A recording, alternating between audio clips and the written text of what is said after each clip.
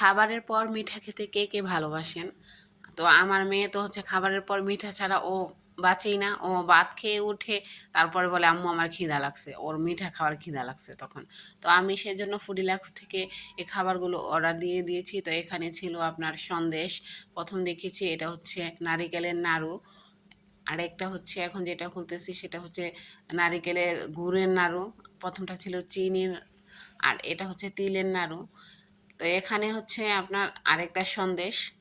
তো এক এক করে এখানে পুরো 9টা আইটেম থাকবে। তো ওনাদের এই 9টা আইটেমের এটা হচ্ছে একটা সোনপাপড়ি। এই সোনপাপড়িটা এত মজা ছিল, ঘিয়ে ভাজা সোনপাপড়ি।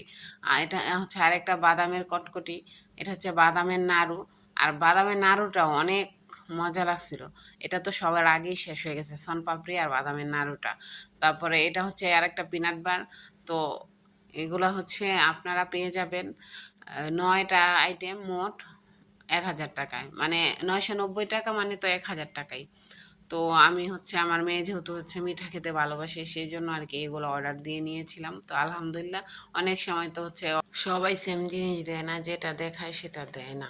কিছুদিন আগে আমি দই, তারপর রসমালাই, এরকম 4টা আইটেম মিলে একটা কম্বো প্যাকেজ ছিল।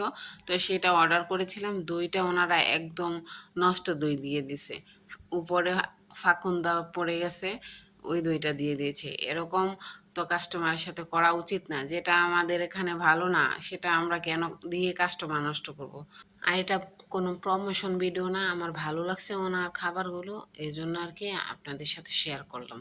তো আমারও কিন্তু বিজনেস করি আমি অনলাইনে, আমার প্রোডাক্টগুলো কিন্তু আলহামদুলিল্লাহ ভালো, যে কাস্টমাররাই নেয় তারা সবাই ভালো রিভিউ দেয়।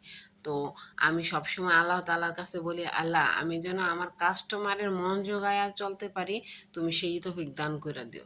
সবসময় যেন কাস্টমার হ্যাপি থাকে, কাস্টমার যেন প্রোডাক্টের উপর ভরসা রাখতে পারে। সত্যি কথা কি, অনলাইনে যেমন বিক্রেতা থাকে প্রতারক, আবার কাস্টমারও প্রতারক থাকে, শুধু শুধু অর্ডার দেয় আর রিসিভ করে না।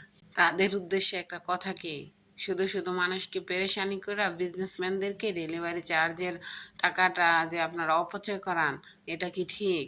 আল্লাহর কাছে যে কিন্তু আপনাদেরও জবাবদিহি করতে হবে।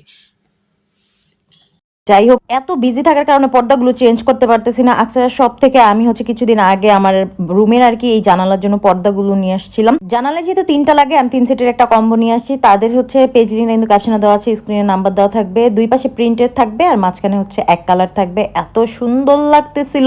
একটা সুন্দর পর্দা কিন্তু পুরো রুমের লুকই চেঞ্জ করে দেয়। তো তোমরা এই পেজ থেকে সুন্দর সুন্দর পর্দা নিতে পারো, তাদের পেজটা ভিজিট করবা। আর আমি যদি বলো যে মিরাজ ব্লগ থেকে আসছি, তাহলে তোমরা 100 টাকা ডিসকাউন্ট পেয়ে যাবা। এই পর্দাগুলো কিন্তু বর্তমানে অনেক বেশি ভাইরাল। তোমরা যদি চাচ্ছ যে বাজেটের ভিতরে কাউকে কিছু গিফট করতে চাচ্ছ, তাহলে কিন্তু এই পর্দাগুলো দিতে পারো, অনেক সুন্দর।